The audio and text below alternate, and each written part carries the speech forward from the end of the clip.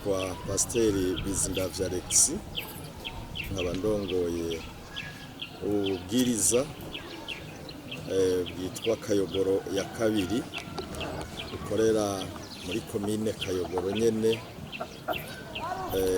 kandi ni ubwiriza buri mu ishengero rya Pentecote ryo mu Kayogoro. Twarashimiye Imana cyane kuko yadushoboje gushika ku cifuzo twari dufise.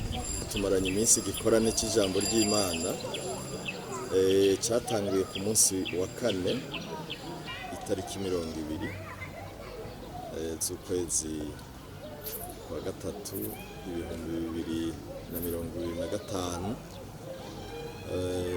tugisozera uyu munsi tariki 23. Hanyuma twagitumiyemwo umukozi w'Imana Pasteur Ninganza Jean ava mu ishengero rya Pentecote ry'Igitega. Ico gikorane intumbero yacu kwari ukubwira abantu b'Imana ubutumwa bwiza.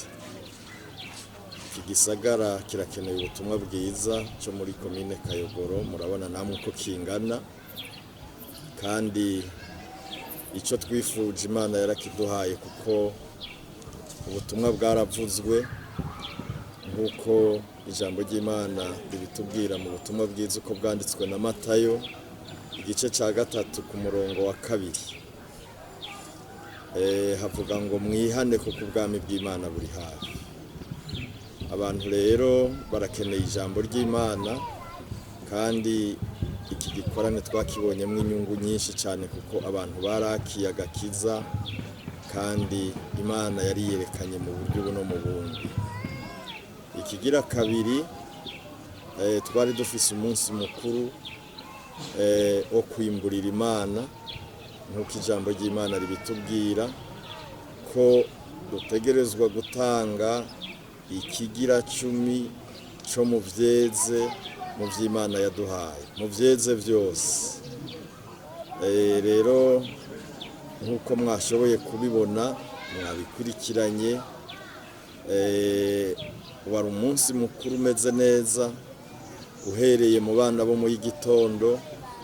Abana bo mu y'igitondo bakoreye Imana, barashikanira Imana umwimbu ibigira 10 vy'ivyo bimbuye, kuko ishengero ryacu rya Pentecote ntituvuga ivy'impwemu gusa, ariko kandi n'ibidufasha mu buzima bwa misi yose.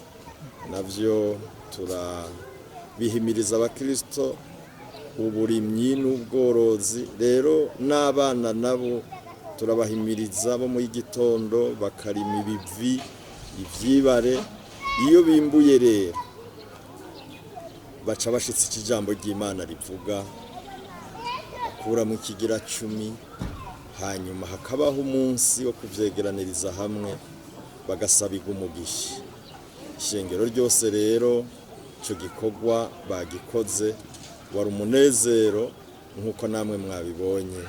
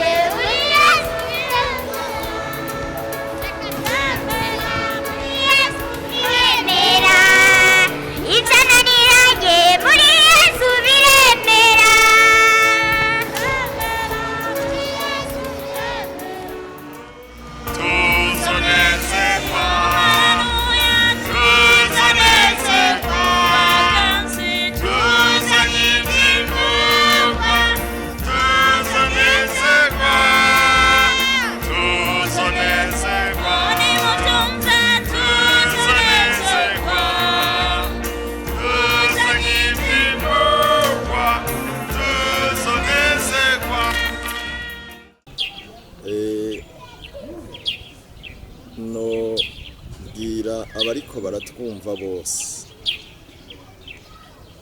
ndabahamagarira kwakira agakiza kuko nta mahoro ku munyabyaha, niko ijambo ry'Imana rivuga. Mbere hari ijambo ry'Imana riri muri Yesaya 3 ku murongo wa 10 rivuga ngo mubwire umugororotsi ko azomererwa neza, kuko ngo azotungwa n'ivy'ibikorwa vyiwe vyamuca, ariko abanyakibi bazobona ibara. Nahimiriza rero abariko baratwumviriza bose ko bokwakira agakiza, nuko bakihana, niho hari amahoro. Kuko aha mw'isi turafise iherezo, ariko igihambaye umuntu ategerezwa gutegura iyo azoja hakiri kare, agategura iyo azoja hakiri kare, kuko inyuma y'urupfu nta kwihana. Niyo mpamvu rero numva nosemerera bariko baratwumva bose bakakira agakiza, niho hari amahoro, bagategura iyo bazoja bakiriho bagishobora kuvuga. Umuntu yamaze gupfa biba biheze, apfanye ibyaha, iherezo ni mu muriro. Nagomba mbwira bariko baratwumva bose ko umuriro uhari ku munyabyaha, ku mugororotsi ijuru rirahari. By'ukuri umuntu wese ndamuhimiriza ko turabakunda, nayo mpamvu dukoranye ibikorane kugira ngo abantu bumva ubutumwa bwiza bakira agakiza, kuko niho hari amahoro. Jambo rigira kabiri, kubamaze kukakira tukabahimiriza kuba maso no guterama, kuko Satani ntiyicaye.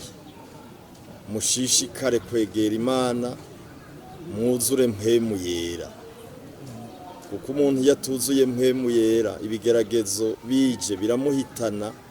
Nkabahimiriza rero kugwiza amasengesho kugira ngo mwese nuko mushishikare gukorera Imana, nk'uko intumbero yacu y'iki gikorane kwari ukugaragaza ibikorwa Imana ikorera mu ishengero. Nuko rero nkaba by'ukuri mwese ndabingingira gushishikara gukorera Imana neza, muri umwe muhuje umutima n'inama. Ijambo ry'Imana ritubwira ngo mungerageze murabe ko ntazobacuncuburira umugisha. Nagira ngo menyesha bariko baratwumva nk'uko ijambo ry'Imana ritubwira, inyungu iri muri uko gutanga ibigira 10 by'ivyo twarimye, inyungu irimwo ni nyinshi. Bibiliya itubwira ngo mungerageze murabe ko ntazobacuncuburira umugisha. Muri iki gihugu cacu, reka mfatire muri iyi ntara ya Makamba, ishengero rya Pantekote ry'Ikayogoro rivugiramwo ubutumwa saha gusa, kuko ishengero rya Pantekote ry'Ikayogoro rirashikanya ubutumwa mu bihugu bitari bike hanze. Iyi ntara bivanye n'uko ukuntu ishengero rishitsi cy'ijambo ry'Imana rivuga, ni intara irimwo ivyo kurya,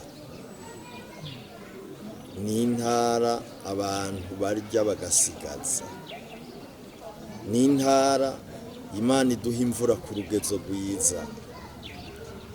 Iyo ni inyungu iri muri iki gikorwa ciza ishengero rikora rigashitsa cy'ijambo ry'Imana rivuga.